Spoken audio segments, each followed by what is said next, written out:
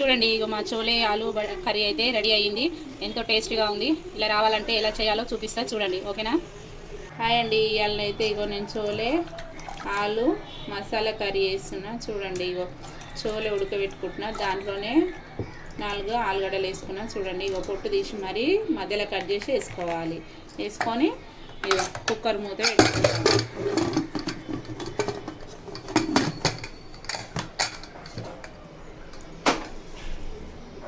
ఇదైతే నానబెట్టుకున్నాం కదా నైట్. శనగలు అయితే 5 విజిల్ వస్తే సరిపోతుంది. ఈ శనగలు ఆలు అయితే మంచిగా ఉడికిపోతుంది అండి. చోలే అయితే ఇగో ఇట్లా ఉడకబెట్టుకున్నాం చూడండి. ఇట్లా అంటే మెత్తగా అయిపోయింది. ఇగో ఆలుగడ్డ కూడా ఉడికిపోయింది మనకు, ఓకేనా. ఇగో ఉల్లిగడ్డ మిర్చిలు అయితే కోసుకున్నా. ఇప్పుడైతే వేయడం చూపిస్తాను చూడండి. మసాలా కోసం అయితే నేను కొన్ని చోలే అయితే తీసుకుంటున్నా. ఉడకబెట్టినా కదా అవి అయితే కొన్ని వేసి మిక్సీ పట్టుకుంటున్నా. అవి కొంచెం ఆలు 2 కలిపి మసాలా గురించి అయితే పేస్ట్ పడుతున్నాను. ఆయిల్ అయితే వేసినాయి. ఇగో సాజీర అయితే వేసుకుంటున్నాను చూడండి. కొంచెం ఆకు 3-4 అయితే పచ్చిమిర్చి కట్ చేసి వేసుకుంటా. అయితే సన్న తరిగి వేసేసుకుంటున్నా. ఉల్లిగడ్డ అయితే కలర్ చేంజ్ అయింది కదా. ఇక కొంచెం అయితే కొత్తిమీర కరివేపాకు వేసి వెల్లుల్లిపాయ వేస్తున్నా. పసుపు వేసేస్తున్నా. ఇక చూడండి ఇలా అయితే కసూరి మెంతి వేసుకోవాలి. చాలా టేస్టీగా ఉంటుంది. ఇదైతే చాలా చాలా మంచిది హెల్త్.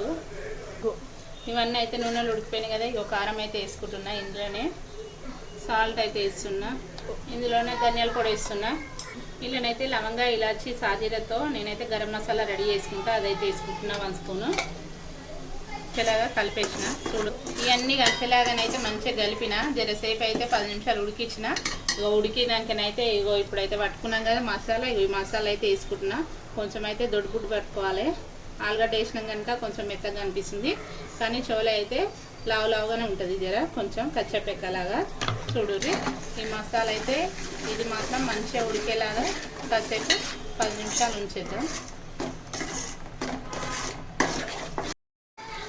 మసాలా అయితే చూడుర్రి. ఆయిల్ మొత్తం ఇట్లా పైకి వచ్చేలాగా ఉడికించుకోవాలి. ఉడికించుకున్నాక ఇగో చోలే అయితే ఉడకబెట్టుకున్నాం కదా. ఆ చోలే అయితే వేస్తున్నాం.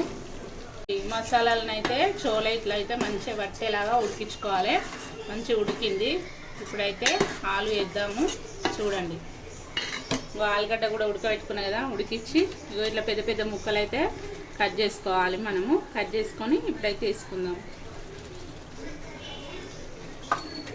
ఇది అయితే ఇట్లా అయింది కదా. కొంచెం ఆయిల్ పైకి వచ్చినాక అయితే ఇందాక మనము ఉడకబెట్టుకున్నాం కదా చోలే, ఆ వాటర్ అయితే పోసుకోవాలి. కొన్ని కొంచెం గ్రేవీ కావాలంటే ఎక్కువ పోసుకోండి, కొంచెం కావాలంటే తక్కువ పోసుకోండి, ఓకేనా.